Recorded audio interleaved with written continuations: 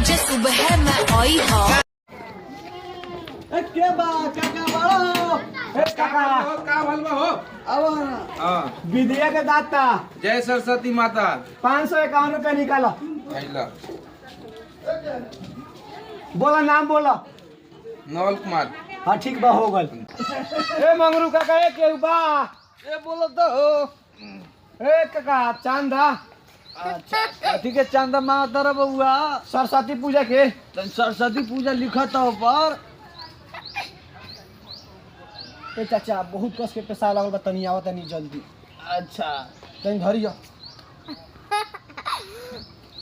ए चाचा हाँ बाबू घर नु हम पेशाब को क्या होता नहीं। अरे लिखो ए चाचा हम तो पढ़ले लिखले नहीं कि हम का करिए।